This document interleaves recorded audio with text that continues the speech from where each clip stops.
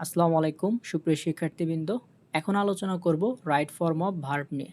এই টপিকটা আমরা ক্লাস 6 থেকে পড়া শুরু করি। একদম এটা কোন পর্যন্ত থাকে? ইন্টারমিডিয়েট পর্যন্ত থাকে। একই জিনিস বারবার প্রতি ক্লাসে রিপিট হয়। তারপরেও এটা অনেকের কাছে খুব কঠিন লাগে। দেখো আমি তোমাদেরকে বলতেছি যে এখানে কয়টা স্লাইড আছে? ১টা, ২টা, ৩টা। এই ৩টা স্লাইডে যা আছে এটা যদি পড়ো তাহলে রাইট ফর্ম অফ ভার্ব নিয়ে আশা করি তোমাদের আর কোনো প্রবলেম থাকবে না। অর্থাৎ এটাতে এখন কত মার্ক? ৭ মার্ক। তোমরা ইনশাআল্লাহ ৭ এ ৭ই পাবা যদি আমার কথাগুলো ভালো করে ধরতে পারো। দেখো মেইনলি হচ্ছে ভার্বের কয়টা ফর্ম হয়? যেমন V1, V2, V3, তারপর হচ্ছে ভার্বের সাথে আইএনজি আর বি ভার্ব নিয়ে একটু আলোচনা করতে হবে। এই কয়টা জানলেই ইন্টারমিডিয়েটে যে তোমাদের প্রশ্নগুলা হয় সেগুলো ইজিলি সলভ করা যায়। প্রথমে যদি আমি ভার্ব 1 নিয়ে আলোচনা করি, এটাকে ভার্ব 1 বা ভার্বের কী বলা হয়? প্রেজেন্ট ফর্ম বা বেস ফর্ম অনেকে অনেক নামেই বলে। আমি এটাকে এখন ভার্ব 1 লিখেছি। দেখো এটা নরমালি বর্তমানের ঘটনা বর্ণনা করে। কিসের ঘটনা? বর্তমানের ঘটনা। এটা তুমি কিভাবে চিনবা যে এটা বর্তমানের ঘটনা বর্ণনা করতেছে? যেমন কিছু আইডেন্টিফায়ার আছে বা কিছু শব্দ আছে যেগুলো দেখে বোঝা যায়। যেমন এখানে আছে জেনারেলি, তারপর ইউজুয়ালি, অলওয়েজ, অফেন, এরকম আরও অনেক আছে, বাট এগুলো হচ্ছে মোস্ট কমন বা ডেইলি, ইউজুয়ালি, রেগুলারলি, নর্মালি, এগুলো হচ্ছে আমাদের যে শব্দ, যে শব্দগুলো দেখে আমি বুঝি এটা হচ্ছে কি প্রেজেন্ট টেন্সের ঘটনা বা বর্তমানের ঘটনা। ওকে, এটা আমরা বুঝতে পারলাম। এরপর যদি তুমি দেখো যে এরকম কিছু আছে সাবজেক্ট, তারপরে সাবজেক্টের পরে ধরো এরকম শূন্যস্থান দেওয়া আছে, তোমাকে ভার্ব বসাইতে হবে, এরকম সামথিং কিছু আছে। এর মাঝখানে অ্যাম, ইজ, আর, ওয়াজ, ওয়্যার বা হ্যাভ, হ্যাজ কিছুই নাই। সাবজেক্ট, তারপরে কিছু শব্দ থাকতেও পারে, নাও থাকতে পারে, তার একদম একটু পরেই জাস্ট কী দেওয়া আছে বলো তো? ভার্ব দেওয়া আছে। তাহলে তুমি সেই ক্ষেত্রে এই সাবজেক্টটা দেখবা যেটা কি থার্ড পারসন সিঙ্গুলার নাম্বার কিনা। কি বলছি? থার্ড পারসন সিঙ্গুলার নাম্বার কিনা। যদি দেখো থার্ড পারসন সিঙ্গুলার নাম্বার, তাহলে সেই ক্ষেত্রে ভার্বের সাথে এস বা কি হবে? ইয়েস হবে। আর যদি সিঙ্গুলার না হয়ে প্লুরাল হয় তাহলে ভার্ব যেরকম আছে এক্স্যাক্টলি সেরকমই হবে। আশা করছি এই দুইটা আমি বোঝাতে পেরেছি। ওকে, এখন এই ভার্বের প্রেজেন্ট ফর্ম বা V1 কখন কখন হয়? এটা জাস্ট দুইটা ক্ষেত্রে হয়। একটা হলো টু এর পরে হয়, আর একটা হচ্ছে মডালের পরে হয়। যদি দেখো যে টু, নর্মাল টু বলতে আমি কি বোঝাচ্ছি? ধরো হ্যাভ টু, হ্যাজ টু বা শুধু টু এরকম আছে, তাহলে সেই ক্ষেত্রে ভার্বের কোন ফর্ম হয়? প্রেজেন্ট ফর্ম হয়। অর্থাৎ ব্র্যাকেটে যেটা আছে ওইটাই অ্যান্সার হবে, কোনো চেঞ্জ করা যাবে না। আর যদি এই দুজনকে দেখো, এই দুইটাই common, with a view two অথবা লুক ফরওয়ার্ড টু। কি বললাম? উইথ এ ভিউ টু আর হচ্ছে লুক ফরওয়ার্ড টু, এই দুইটা যদি জিনিস থাকে তাহলে ভার্বের সাথে কি হবে? আইএনজি হবে। তাহলে দেখো টু এর দুইটা সিস্টেম একদমই সহজ। একটা হলো নর্মাল টু, সেই ক্ষেত্রে ভার্বের যা আছে তাই মানে প্রেজেন্ট ফর্ম। আর যদি হচ্ছে উইথ এ ভিউ টু বা লুক ফরওয়ার্ড টু থাকে তাহলে ভার্বের সাথে কি হবে? আইএনজি হবে। একদমই সহজ দুইটা রুল। ওকে, দেখো এখানে একটা এক্সাম্পল দিছি, we eat to dash preserve our health. Okay, দেখো এটা অর্থ আমি বুঝলাম না, কিছুই আমি জানি না। ধরো আমি একদম অর্থ বুঝি না বা ইংলিশে একদমই দুর্বল। এখানে আমরা টু আছে, শুধু to, with a view to না বা লুক ফরওয়ার্ড টু না, শুধু টু আছে। তাহলে এখানে ব্র্যাকেটে যা আছে সেটাই অ্যান্সার হবে। এখানে অ্যান্সার হবে কি? প্রিজার্ভ যা আছে তাই। আশা করছি এটা বোঝাতে পেরেছি। ওকে, এরপর দেখো উইথ এ ভিউ টু বা লুক ফরওয়ার্ড টু, এটার অর্থ আমি কিছুই বুঝতেছি না। দেখো এই যে লাস্টে কি আছে? With a view two. তাহলে উইথ এ ভিউ টু থাকলে ভার্বের সাথে কি হয়? আইএনজি হয়। তাহলে এলিমিনেট থেকে কি হবে? এলিমিনেটিং হবে, অর্থাৎ এখানে একটা আইএনজি যুক্ত হবে।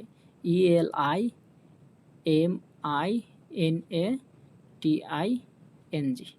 তাহলে এটার অ্যান্সার কি? এলিমিনেটিং। এটার অ্যান্সার কি? প্রিজার্ভ। তাহলে টু এর নিয়মটা ক্লিয়ার। যদি শুধু নর্মাল টু থাকে যেমন হ্যাভ টু, হ্যাজ টু বা শুধু টু, তাহলে সেক্ষেত্রে ভার্বের যে ফর্ম আছে অর্থাৎ প্রেজেন্ট ফর্ম থাকলে প্রেজেন্ট ফর্মই হবে। আর যদি উইথ এ ভিউ টু বা লুক ফরওয়ার্ড টু থাকে তাহলে ভার্বের সাথে কি যুক্ত করবা? আইএনজি। ওকে, এটা শেষ। এখন দেখো মডালের ক্ষেত্রে, মডালের ক্ষেত্রে তোমরা এটাকে চিন্তা করবা অ্যাক্টিভে আছে নাকি প্যাসিভে আছে, এটা চিন্তা করার পরে হচ্ছে অ্যান্সারটা করবা। কারণ মডালের ক্ষেত্রে সেটা ভার্ব অনও হইতে পারে, আবার বি প্লাস V3 অর্থাৎ ভার্বের পাস্ট পার্টিসিপল ফর্মও হইতে পারে। তাহলে প্রথম কাজটা কি? যেখানেই মডাল দেখবা সেখানেই চিন্তা করবে এটা অ্যাক্টিভ নাকি প্যাসিভ। আচ্ছা, আমরা এটা একটা দেখি যে এটা অ্যাক্টিভে নাকি প্যাসিভে আছে। দেখো ব্র্যাকেটে ভার্বটা কি আছে? পার্টিসিপেট। পার্টিসিপেট মানে কি? অংশগ্রহণ করা। তাহলে student should also participate in co curricular activities. তাইলে হচ্ছে এখানে সাবজেক্ট কোনটা? সাবজেক্ট হচ্ছে ভার্বের আগে যেটা থাকে। দেখো শুড, শুড পার্টিসিপেট হচ্ছে ভার্ব, তাহলে ভার্বের আগে আছে হলো স্টুডেন্টস, তাহলে এটা হলো আমাদের সাবজেক্ট। এখন আর ভার্ব হচ্ছে পার্টিসিপেট, এটা আমরা মার্ক করলাম। এখন এই স্টুডেন্টরা কি পার্টিসিপেট করে নাকি অন্য কেউ পার্টিসিপেট করবে এই কো-কারিকুলার অ্যাক্টিভিটিসে? অবশ্যই স্টুডেন্টসরাই কী করবে, এই কো-কারিকুলার অ্যাক্টিভিটিসে হচ্ছে অংশগ্রহণ করবে। তাহলে দেখো ভার্বের কাজটা সাবজেক্ট করতে পারতেছে বা সাবজেক্ট করতেছে, তাহলে এটা হলো অ্যাক্টিভ। এখন দেখো যেখানে এটা যদি দেখি ব্রিং, ব্রিং মানে হচ্ছে আনা, আর এখানে সাবজেক্টটা কি, এটা হলো ভার্ব, আমি এটা ভার্ব, আর সাবজেক্টটা কি যে ক্যানের আগ পর্যন্ত, অর্থাৎ ভার্বের আগে যেটা থাকে সেটা হলো সাবজেক্ট। তাহলে দ্য পুর স্টুডেন্ট সেটা হলো আমাদের সাবজেক্ট। তাহলে এটার অর্থটা যদি দেখি বা পুরোটা যদি দেখি, the poor students can bring under food for education program, মানে একটা প্রোগ্রাম আছে সেটা হলো ফুড ফর এডুকেশন। যেমন তোমরা হয়তো বা জেনে থাকবা যে একটা সময় এরকম চালু হয়েছিল যে প্রাইমারি লেভেলে যে বিভিন্ন খাবার দেওয়া হইতো, মানে পড়াশোনার ফাঁকে খাবার দেওয়া হইতো, যেমন বিস্কিট দেওয়া হইতো বা এক একদিন এক এক খাবার দেওয়া হইতো। এটার উদ্দেশ্য কী ছিল, যাতে করে মানে যারা দরিদ্র শ্রেণীর স্টুডেন্টস আছে তারা অ্যাটলিস্ট যাতে প্রাইমারি যে এডুকেশন সেটা পায়। তাহলে এখানে ভার্ব হচ্ছে ব্রিং আর পুর স্টুডেন্টস হচ্ছে সাবজেক্ট, তাহলে তাদেরকে এই প্রোগ্রামের আওতায় আনতে হবে। এখন এই আনার কাজটা কি, যারা দরিদ্র স্টুডেন্ট তারা নিজেরা নিজেদেরকে আনে নাকি অন্য কেউ আনে? তাহলে অবশ্যই এটা অন্য কেউ আনে, যেমন গভর্নমেন্ট হইতে পারে বা বিভিন্ন অর্গানাইজেশন তাদেরকে এই ফুড ফর এডুকেশন প্রোগ্রাম এটার হচ্ছে আন্ডারে তাদেরকে নিয়ে আসে। বাট পুরি স্টুডেন্টস তারা নিজেরা কিন্তু এটার আন্ডারে আসেন না, তাহলে ভার্বের কাজটা সাবজেক্ট করতেছে না বা করতে পারে না, তাহলে এটা হবে হলো প্যাসিভ। তাহলে সহজ কথায় যদি বলি, ভার্বের কাজটা সাবজেক্ট করতে পারলে অ্যাক্টিভ, করতে না পারলে হচ্ছে প্যাসিভ। যদি অ্যাক্টিভে হয় তাহলে মডালের পরে কোনো চিন্তা ভাবনা ছাড়াই তুমি ভার্বের যেই ফর্মটা আছে অর্থাৎ ব্র্যাকেটে যেটা আছে ওইটাই অ্যান্সার জাস্ট বসাই দিবা, কোনো চিন্তা করতে হবে না। আর যদি দেখো যে না এটা প্যাসিভে আছে, তাহলে মডালের পরে এক্সট্রা একটা কী লিখবা, আমি নিচে লিখতেছি এটার অ্যান্সারটা, এক্সট্রা একটা বি লিখবা। এটা তোমাকে অবশ্যই লিখতে হবে বি, নিয়ম অনুযায়ী। পরে যে এখানকার যে ভার্বটা আছে এটার পাস্ট পার্টিসিপল ফর্ম লিখতে হবে, যেমন ব্রিং, ব্রিং এর পাস্ট পার্টিসিপল ফর্ম কি, ব্রিং থেকে হয় হচ্ছে ব্রট, BROUGHT, এটা হলো V1 আর এটা হলো কি V3, একটু ভালো করে লিখি V3। ওকে, তাহলে আমরা ব্রিং এর পাস্ট পার্টিসিপল ফর্ম কি, ব্রট। তাহলে তোমার নিয়ম অনুযায়ী তুমি এক্সট্রা একটা কি আনবা, সবসময় বি আনবা, এই যে বি আনছি। আর এই ভার্বের কোন ফর্ম দিবা, ভার্বের হচ্ছে পাস্ট পার্টিসিপল, তাহলে ব্রিং এর পাস্ট পার্টিসিপল হচ্ছে ব্রট, তাহলে অ্যান্সার হবে বি, ব্রট। ওকে, তাহলে হচ্ছে কোন কোন ক্ষেত্রে ভার্বের প্রেজেন্ট ফর্ম বা বেস ফর্ম বা V1 হয়, এটা কিন্তু আমরা ক্লিয়ার। এটাকে যদি একটু সামারাইজ করি, এই স্লাইডটাকে সামারাইজ করলে এখানে দেখতে পাচ্ছি যে টু থাকলে ভার্বের বেস ফর্ম হয় আর মডাল থাকলে ভার্বের বেস ফর্ম হয়। টুতে দুইটা নিয়ম ছিল, একটা হলো যদি নর্মাল টু হয় যেমন হ্যাজ টু, হ্যাভ টু বা শুধু টু, সেই ক্ষেত্রে হলো তোমার কি হবে V1। আর যদি উইথ এ ভিউ টু বা লুক ফরওয়ার্ড টু থাকে তাহলে ভার্বের সাথে আইএনজি। মডালের ক্ষেত্রেও সেম, যদি দেখো অ্যাক্টিভে আছে তাহলে সেই ক্ষেত্রে হচ্ছে তোমার ভার্বের প্রেজেন্ট ফর্ম মানে ব্র্যাকেটে যা আছে তাই, আর যদি প্যাসিভে হয় তাহলে এক্সট্রা একটা বি আনবো, তারপরে ভার্বের কোন ফর্ম করে দেবো, পাস্ট পার্টিসিপল ফর্ম করে দেবো। আর এখানে মডাল ভার্ব কোনগুলো অনেকে নাও জানতে পারো, যারা একেবারে দুর্বল স্টুডেন্ট আছো তাদের জন্য আমি নিচে লিখে দিছি। দেখো এখানে মডাল কোনগুলো, can, could, may, might, shall, should, will, would, must. এগুলোর পর ভার্বের কি হবে, যদি অ্যাক্টিভ হয় তাহলে V1, প্যাসিভ হলো B প্লাস V3। আর ক্যান হলো প্রেজেন্ট, কুড হলো পাস্ট, এটা হলো প্রেজেন্টের, এটা হলো পাস্টের, এটা প্রেজেন্ট, এটা পাস্ট, এটা প্রেজেন্ট, এটা পাস্ট, এটা প্রেজেন্ট, এটা পাস্ট, আর মাস্ট হলো প্রেজেন্ট। আশা করছি V1 কখন হবে এটা তোমাদের ক্লিয়ার। এখন পরের স্লাইডে যাই, দেখো এখানে হচ্ছে V2 মানে হচ্ছে ভার্বের পাস্ট ফর্ম। এটা নর্মালি কিসের ঘটনা বর্ণনা করে, অতীতের ঘটনা বর্ণনা করে। এখন কিছু আইডেন্টিফায়ার আছে বা শব্দ আছে যেগুলো দেখে আমরা চিনব এটা হলো পাস্ট টেন্সের ঘটনা। যেমন যদি দেখো যে কোনো শব্দের শুরুতে ওয়ান্স আপন এ টাইম আছে, অথবা লাস্ট ইয়ার বা লাস্ট মান্থ বা লাস্ট উইক বা লাস্ট ডে নাইট অথবা ইয়েস্টারডে বা এই জাতীয় যদি শব্দ থাকে যেগুলো দেখে বোঝা যায় যেটা কিসের ঘটনা, অতীতের ঘটনা, তাহলে সেই ক্ষেত্রে ভার্বের কোন ফর্ম দিবা বলো তো, V2 অর্থাৎ পাস্ট পার্টিসিপাল ফর্মটা ইউজ করবা। ওকে, এটা থেকে এতটুকুই ছিল। এখন আমরা কখন ভার্বের পাস্ট পার্টিসিপাল ফর্ম হবে এটা একটু দেখি। দেখো এখানে আমি দুইটা পার্টে ভাগ করেছি, একটা হলো অ্যাক্টিভ আর একটা হচ্ছে প্যাসিভ। তাহলে আমরা আগে প্যাসিভেরটা দেখি, এটা বেশি ইম্পর্টেন্ট, এটা বেশি পরীক্ষায় আসে। তাহলে আমরা একটু আগে বললাম কিভাবে অ্যাক্টিভ প্যাসিভ চিনব, যে ভার্বের কাজটা সাবজেক্ট যদি করে বা করতে পারে তাহলে হচ্ছে অ্যাক্টিভ, না করতে পারলে প্যাসিভ। ওকে, তাহলে এটা আমরা দেখি যে আগে চিন্তা করবো এটা অ্যাক্টিভে না প্যাসিভে। অর্থটা একটু দেখি। অনলি 7% অফ ঢাকা সিটি, অর্থাৎ ঢাকা সিটির কয় পার্সেন্ট বলো তো? 7% ইজ কভার বাই রোডস, মানে ঢাকা সিটির যে 7% রাস্তা দ্বারা কী করা আছে, ঢাকা আছে। তাহলে এখানে ভার্ব কোনটা বলো তো? Cover, right. আর সাবজেক্ট হচ্ছে এই যে ঢাকা সিটি পর্যন্ত, ঢাকা সিটি পর্যন্ত হচ্ছে সাবজেক্ট।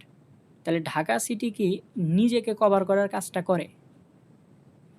করে না। তাহলে কভার করার কাজটা কে করে বলো তো? অর্থাৎ ঢাকা সিটি কর্পোরেশন বলতে পারো বা গভর্নমেন্ট করতে পারো বা অন্য কোনো সংস্থা ঢাকা সিটির যে রাস্তা কনস্ট্রাকশনের কাজটা তারা কিন্তু করতেছে। বাট ঢাকা সিটি নিজে কিন্তু কভারের কাজটা করে না, অর্থাৎ সাবজেক্ট ভার্বের কাজটা করতেছে না। তাহলে এটা হলো প্যাসিভে আছে।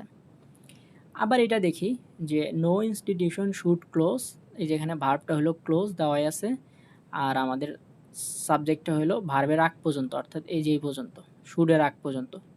ওকে, তাহলে এখন এটার অর্থটা যদি দেখি, no institution should close down due to political clashes, যে রাজনৈতিক যে সংঘর্ষের কারণে কোনো প্রতিষ্ঠান বন্ধ রাখা কি হবে না, উচিত হবে না। তাহলে একটু আমরা অর্থটা দেখি যেটা অ্যাক্টিভ না প্যাসিভ। ক্লোজ মানে কি? বন্ধ, এটা হলো ভার্ব। আর ইনস্টিটিউশন হচ্ছে আমাদের সাবজেক্ট। তাহলে ইনস্টিটিউশনকেই নিজেকে নিজে ক্লোজ করতে পারে? ধরো কোনো শিক্ষা প্রতিষ্ঠান হইতে পারে বা কোনো স্কুল কলেজ, তারা কি নিজেরা নিজেকে বন্ধ করতে পারে? না। এটা কারা বন্ধ করে? ওই ইনস্টিটিউশনের যে প্রধান আছে সে হচ্ছে ইনস্টিটিউশনটা কি দেয়, বন্ধ ঘোষণা করতে পারে। তাইলে হচ্ছে সাবজেক্ট কিন্তু ভার্বের কাজটা করতে পারছে না। তাইলে এরকম যদি ঘটনা হয়, সাবজেক্ট ভার্বের কাজটা করতে পারতেছে না, তাহলে সেটা কি? প্যাসিভ। তাহলে আমরা দেখতেছি এইটাও প্যাসিভে আছে, এটাও প্যাসিভে আছে। তাহলে যদি প্যাসিভে থাকে তাহলে হচ্ছে এম ইজ আর অজয়ের পরে ভার্বের কোন ফর্ম হয় বলো তো? V3। দেখো এখানে ইজ আছে, তাহলে ইজের পরে এই ভার্বের কোন ফর্ম হবে বলো তো? V3।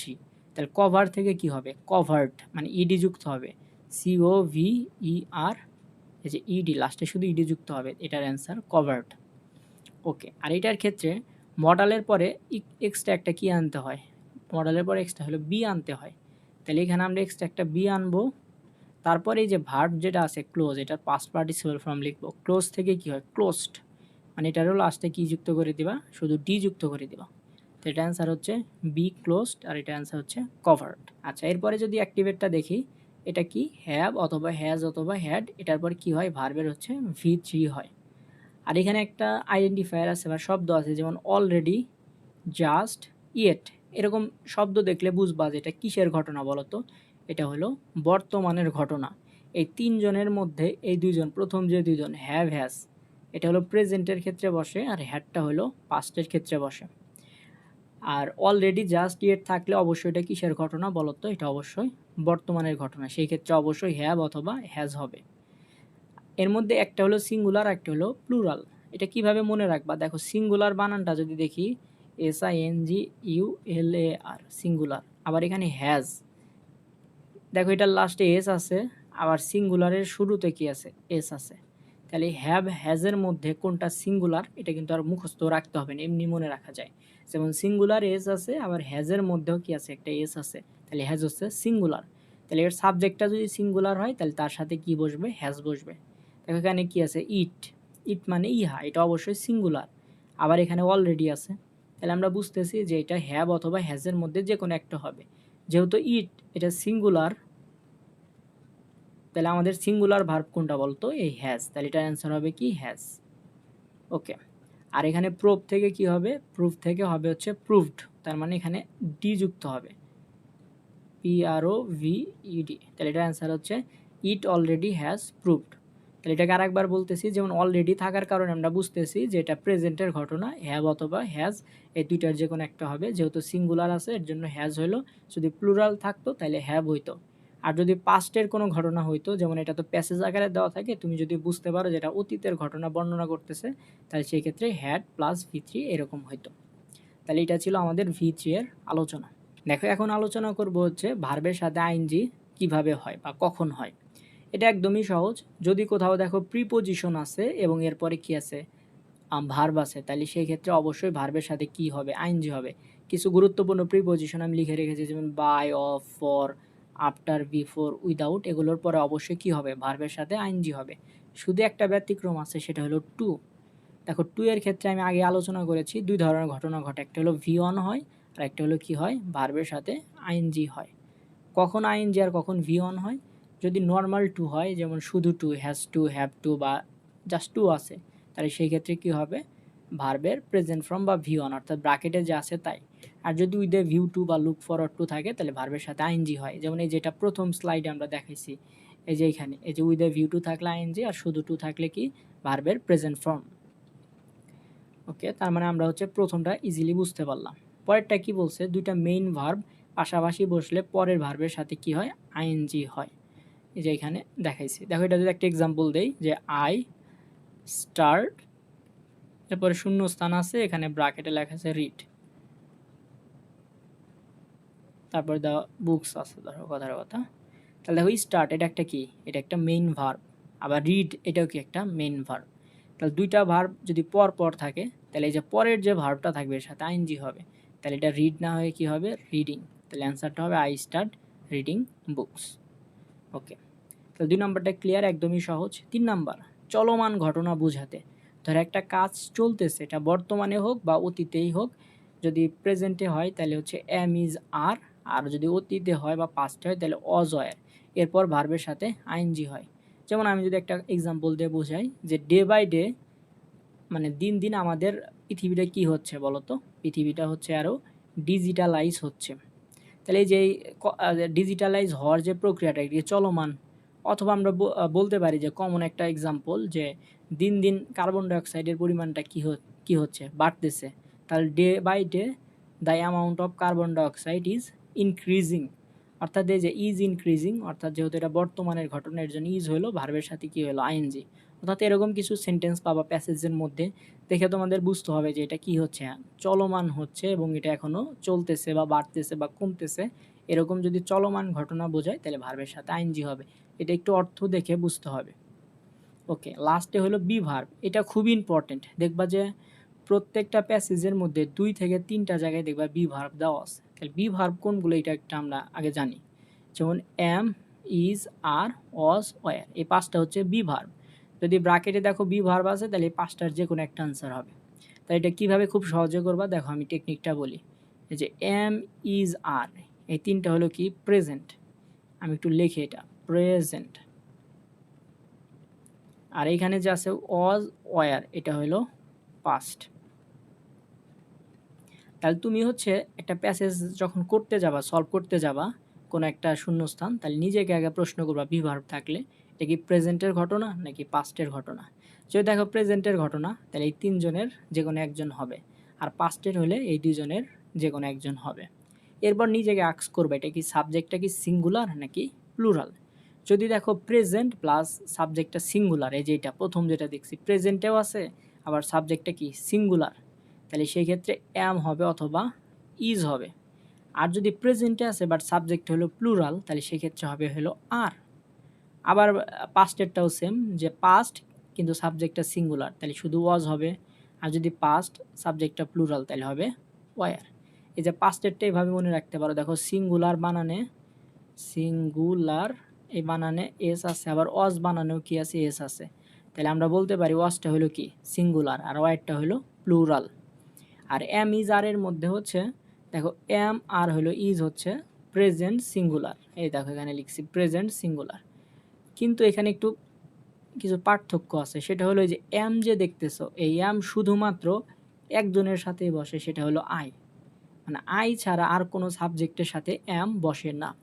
তাহলে যদি দেখি যে সাবজেক্টটা এম ছাড়া, সরি এম না, আই ছাড়া অন্য কিছু আছে, কিন্তু ঘটনাটা সিঙ্গুলার প্লাস প্রেজেন্টেড, তাহলে সেই ক্ষেত্রে অপশন কিন্তু একটাই থাকতেছে, শুধু ইজ। এই হচ্ছে বি ভার্বের ঘটনা। এই হলো আমাদের কয়টা স্লাইড ছিল, 3টা স্লাইডের আলোচনা, খুব বেশি কিছু না, খুব সহজে মনে রাখা যায়। এখন আমি একটা বোর্ড কোশ্চেন সলিউশন করব। এই পর্যন্ত যারা দেখেছো, এখন তোমাদের এই বোর্ড কোশ্চেন সলিউশন করা একদমই সহজ মনে হবে, কোনো কিছু চিন্তা করতে হবে না। দেখো আমি একদম সহজে সলভ করি। Student life is the best time for, ফরটা কি বলো তো, এই যে এখানে ফর আছে, ফরটা হলো প্রিপোজিশন। দেখো আমরা জানি প্রিপোজিশনের পর ভার্বের সাথে কি হয়, আইএনজি হয়। এই যে যেমন আমি একটু মিলাই তোমাদের দেখাই, এই যে দেখো প্রিপোজিশনে যে ফর আছে, ফরবের পরে ভার্বের সাথে কি হয়? আইএনজি। তাহলে কি আমাদের আর চিন্তা ভাবনা করার কিছু আছে? প্রিপেয়ার থাকলে কি হবে? এটার সাথে আইএনজি করে দাও। ওকে, এই নাম্বারটা সলভ, কোনো কিছু চিন্তাই করতে হইলো না। বি নাম্বারটা দেখো, ইট ইজ কল আছে। ওকে, এটা আমরা একটু পরে করতেছি, যেগুলো একদম ইজিলি করা যায়। যেমন এটা আমরা একটু মার্ক করে রাখলাম, বি নাম্বারটা পরে করব। ওকে, এখন সি নাম্বারটা দেখো, এই যে মাস্ট আছে, আমরা জানি যে মাস্টের পর ভার্বের কোন ফর্ম হয়? Present form.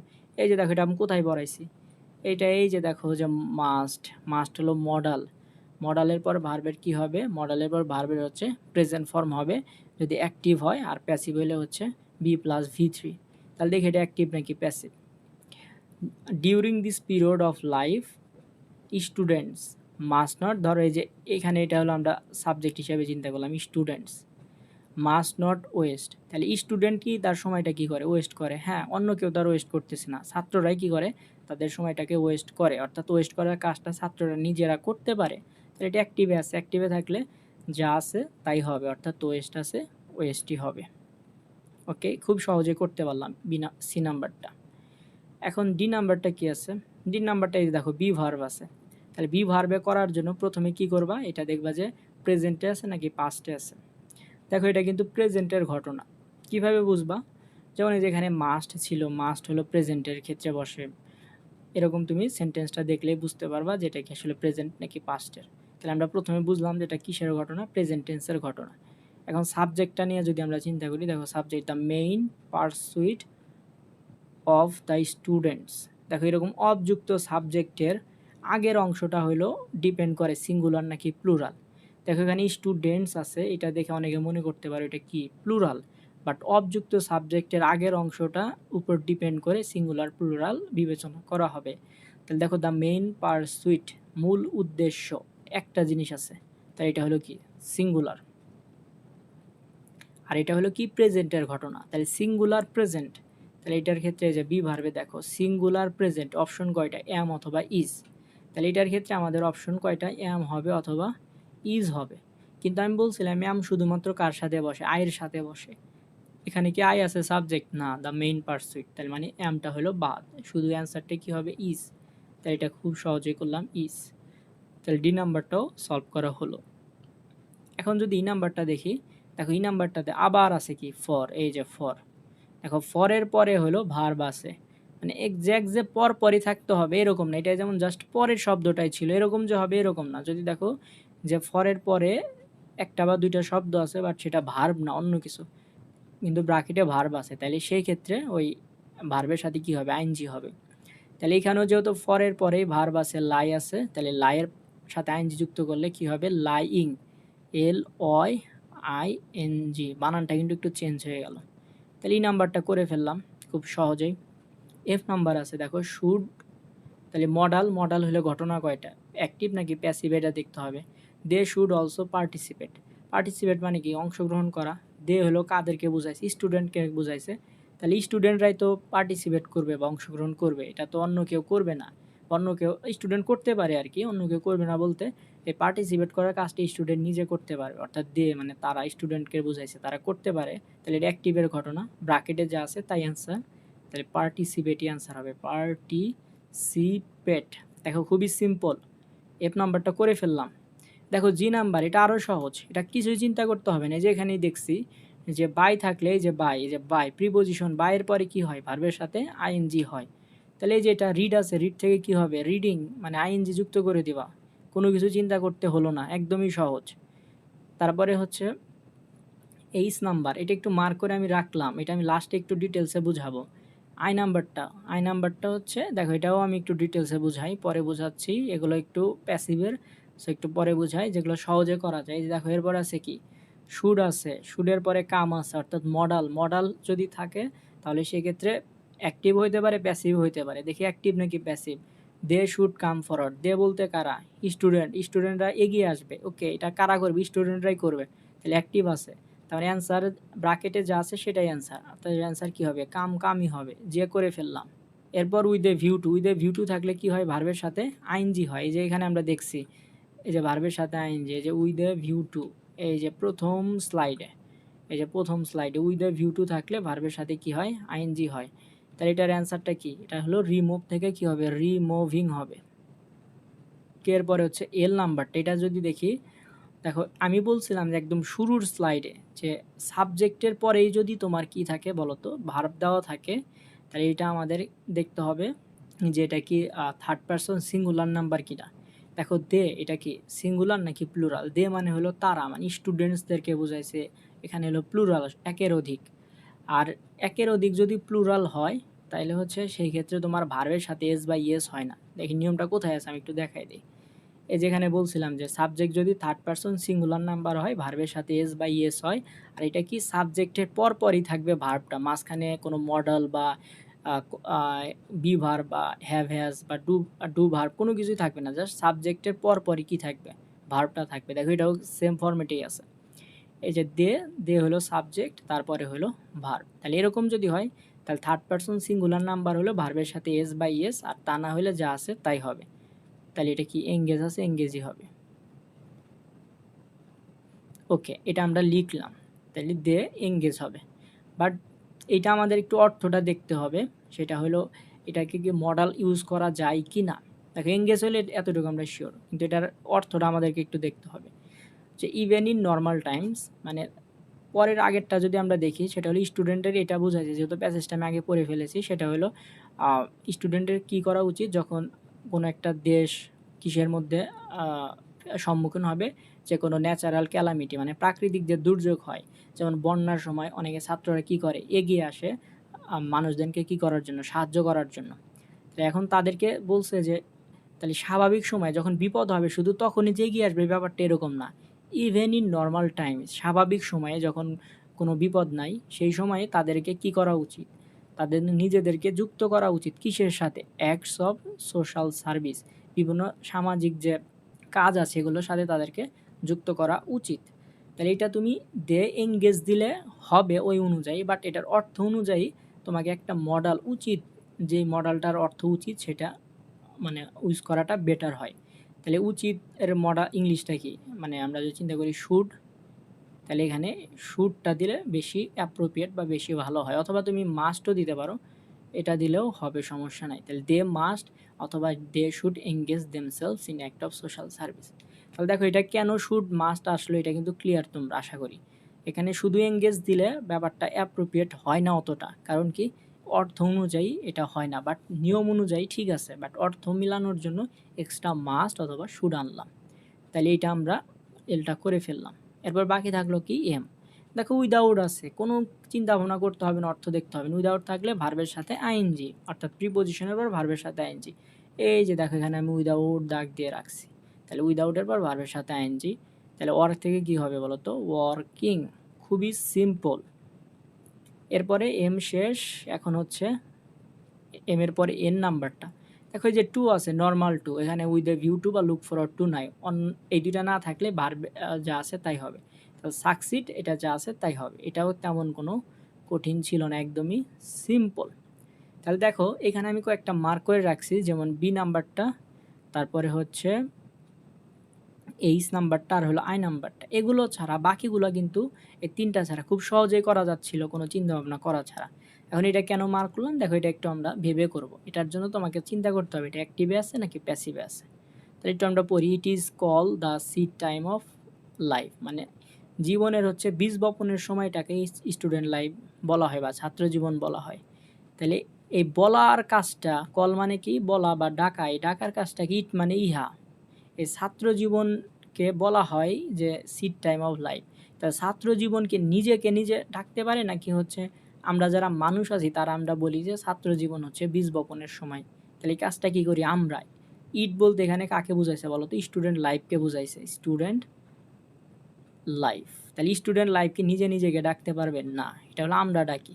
তাহলে এটা অ্যাক্টিভে না, এটা কিন্তু প্যাসিভে আসি। প্যাসিভে থাকলে যে অক্সিলারির পরে কি হয়? ভার্বের V3 হয়। তাহলে কল থেকে কি হবে? কল্ড। এটার অ্যান্সার হবে কল্ড। এই নিয়মটা কোথায় আছে? এই যে দেখো এখানে আছে, এই পাশে দেখো, এই যে এম ইজ আর ওয়াজ ওয়ারের পরে কি হয়? ভার্বের পাস্ট পার্টিসিপল ফ্রম। এটা আমরা এখানে পড়ছি। ওকে, তার মানে বি নাম্বারটা সলভ। এরপর বাকি থাকলো হচ্ছে এইচ নাম্বারটা। এটা একটু অর্থ বুঝতে হবে। দেখো, by reading news paper they will know মানে সংবাদপত্র পড়ার মাধ্যমে দে উইল নো, তারা জানতে পারবে what happen in the world, পৃথিবীতে কী ঘটছে। তাহলে সংবাদপত্র পড়ার মাধ্যমে তারা জানতে পারবে পৃথিবীতে কী ঘটছে। তাহলে এটা একটা চলমান ঘটনা। তাহলে চলমান ঘটনা যদি হয়, তাহলে এই যে এখানে আমি পড়াইছি যে চলমান ঘটনা যদি হয়, তাহলে তোমাকে একটা auxiliary verb, am, is, are, was, were, এই পাঁচটার যে কোনো একটা আনতে হবে। তারপর ভার্বের সাথে কি করতে হবে, আইএনজি। তাহলে দেখি এটা কোনটা বসানো যায় অ্যাম, ইজ, আর, ওয়াজ, ওয়্যারের মধ্যে। তাইলে হচ্ছে পৃথিবীতে কি ঘটছে, তাহলে এটা হলো তোমার প্রেজেন্টের ঘটনা যেহেতু, তাহলে এম ইজ আর, আমি একটু এখানে লিখি সাইটে যে এম অথবা ইজ অথবা আর, এই তিনটার মধ্যে যে কোনো একটা হবে যেহেতু প্রেজেন্টের আছে। এম তো শুরুতেই বাদ, কারণ আই ছাড়াই এম কখনো বসে না। তাহলে এখন ইজ থাকলো অপশন, আর হলো আর থাকলো। তাহলে হচ্ছে এখানে হোয়াট বলতে কি, হোয়াট বলতে হচ্ছে পৃথিবীতে কি ঘটছে এটা বোঝাচ্ছে। তাহলে এখানে তুমি ইজ দিয়েও করতে পারো অথবা আর দিয়েও করতে পারো, যেহেতু হোয়াট এখানে স্পেসিফিকভাবে বোঝা যাচ্ছে না এটা সিঙ্গুলার নাকি প্লুরাল। তাহলে এই ক্ষেত্রে অ্যান্সার আমাদের দুইটাই হইতে পারে, তবে বেশি অ্যাপ্রোপ্রিয়েট হচ্ছে ইজ দেওয়াটাই হচ্ছে বেশি অ্যাপ্রোপ্রিয়েট। ইজ দিলে হয়ে যাবে। ইজ দিলাম, তারপরে হ্যাপেন থেকে কি হবে, হ্যাপেনিং, HAPPENING। তাহলে এটার অ্যান্সার কি, by reading news paper they will know what is happening in the world, অর্থাৎ পৃথিবীতে কী ঘটছে তারা এটা জানতে পারবে, অথবা what are happening in the world. আর দিলেও এখানে কোনো প্রবলেম হওয়ার কথা না, তবে ইজ দেওয়াটাই বেশি বেটার। ওকে, এরপরে আমাদের বাকি থাকলো হচ্ছে এই যে আই নাম্বারটা, তার মানে ইজ কমপ্লিট, শুধু লাস্টের আই নাম্বারটা। দেখো এটা যদি আমরা অর্থ দেখি, হোয়েন দ্য কান্ট্রি ফেস, তাহলে ফেস মানে কি, সম্মুখীন হয় কিসের, উইথ এ ন্যাচারাল ক্যালামিটি, প্রাকৃতিক দুর্যোগ। ন্যাচারাল ক্যালামিটি অর্থ কি, প্রাকৃতিক দুর্যোগ। যখন দেশ কিসের সম্মুখীন হচ্ছে, প্রাকৃতিক দুর্যোগের। তাহলে এটা অ্যাক্টিভে আছে নাকি প্যাসিভে আছে, এটা আমরা একটু দেখি। দেখো এখানে ফেজ অর্থ কি, সম্মুখীন হওয়া, আর এখানে সাবজেক্টটা কি, দ্য কান্ট্রি। তাহলে দেশ কি সম্মুখীন হয় নাকি দেশের মানুষ সম্মুখীন হয় প্রাকৃতিক দুর্যোগের। ধরো একটা যদি দুর্যোগ আসে, এটার মেইন যে প্রবলেমটা ফেস করে কারা, দেশ নাকি দেশের মানুষ, মেইনলি হচ্ছে দেশের মানুষটাই এই ঘটনাটা ফেস করে। তাহলে হচ্ছে এটা কিসে আছে, প্যাসিভে আছে। তাহলে প্যাসিভে থাকলে একটা অক্সিলারি আনতে হয়, অ্যাম, ইজ, আর, ওয়াজ, ওয়্যারের মধ্যে যে কোনো একটা আনতে হয়। তাহলে অ্যাম তো বাদই, কারণ অ্যাম হচ্ছে আয়ের সাথে বসে, তাহলে অপশন থাকলো ইজ এবং আর। তাহলে দ্য কান্ট্রি, এখানে নির্দিষ্ট করে একটা দেশকে বোঝানো হয়েছে, অর্থাৎ এটা হলো সিঙ্গুলার। তাহলে দ্য কান্ট্রি ইজ, তাহলে এখানে হবে কি, এটার অ্যান্সারটা আমি এখানে লিখি ইজ, আর ফেস থেকে হবে কি, ফেস্ট। এই নিয়মটা কোথায় আছে, এটা হলো তোমার এই যেখানে আছে দেখো, যদি প্যাসিভে থাকে অ্যাম, ইজ, আর, ওয়াজ, ওয়্যারের পর ভার্বের কি হয়, ভি3 হয়। যেহেতু অ্যাম তোমার আয়ের সাথে বসে, এর জন্য অ্যাম দিলাম না, অপশন থাকলো কি ইজ আর আর। তাহলে এটা যেহেতু সিঙ্গুলার, এর জন্য হলো কি ইজ। তাহলে এই হলো আমাদের ঢাকা বোর্ড 2023-এর হচ্ছে সলিউশন। আর এইটার মাধ্যমে তোমরা খুব সহজে বুঝতে পারলা কিভাবে রাইট ফর্ম অফ ভার্ব একদম সহজে সলভ করা যায়। আমি বোর্ড কোশ্চেনও সলভ করে দেখালাম যে আসলে আমার এই নিয়মগুলো যে আমি জাস্ট বলে গেলাম বাট প্র্যাকটিক্যালি কাজে লাগলো না, এরকম না। দেখো এই নিয়মগুলোকে তুমি কিভাবে যখন প্রবলেম সলভ করবা কাজে লাগাবা, এটা আমি দেখাই দিলাম। এখন এইভাবে তোমরা যদি বাকি যে বোর্ড কোশ্চেনগুলো আসো সলিউশন করো, তাহলে হচ্ছে তোমাদের আসলে রাইট ফর্ম অফ ভার্ব একদমই সহজ মনে হবে। এই যে তোমাদের 6 থেকে ইন্টার পর্যন্ত যে একটা গ্যাপ ছিল বা এই টপিকটা কঠিন মনে হওয়া, তোমরা এখন রিয়েলাইজ করবা এই বা করতেছো এই ভিডিওটা দেখার পরে, যেটা আসলে একদমই সহজ একটা টপিক ছিল, এটা নিয়ে আসলে ভয় পাওয়ার মতো কিছুই ছিল না। আর আরেকটা কথা বলতেছি, তোমরা যদি এই টপিকের বোর্ড কোশ্চেনগুলো যদি আমি যেভাবে সলভ করালাম এভাবে যদি সলভের ভিডিও চাও, তাহলে কমেন্ট করবা কাইন্ডলি। আর তোমাদের কাছে অনুরোধ থাকবে চ্যানেলটি সাবস্ক্রাইব করে রাখবা, কারণ তোমরা যদি সাবস্ক্রাইব করে রাখো তাহলে হচ্ছে এটা আমার জন্য একটা অনুপ্রেরণা হিসেবে কাজ করে। আর আমি আরও বেশি বেশি করে যাতে ভিডিও বানাতে পারি, সেই জন্য সবাই দোয়া করবা। আর এই জন্য অবশ্যই চ্যানেলটি সাবস্ক্রাইব করে রাখবা। আর কমেন্ট করতে পারো আসলে ভিডিওটা তোমাদের কাছে কেমন লাগলো, যে তোমরা যে এই জাস্ট কয়টা নিয়ম দেখে পুরা রাইট ফর্ম অফ ভার্বটা কভার করে ফেললা। এটা আসলে তোমাদের অনুভূতিটা জানাবা কমেন্ট বক্সে। সো সকলের জন্য শুভকামনা থাকলো। আজকে এখানেই বিদায় নিচ্ছি, ধন্যবাদ সকলকে, দেখা হবে পরের কোনো এক ভিডিওতে। এই পর্যন্ত, আল্লাহ হাফেজ।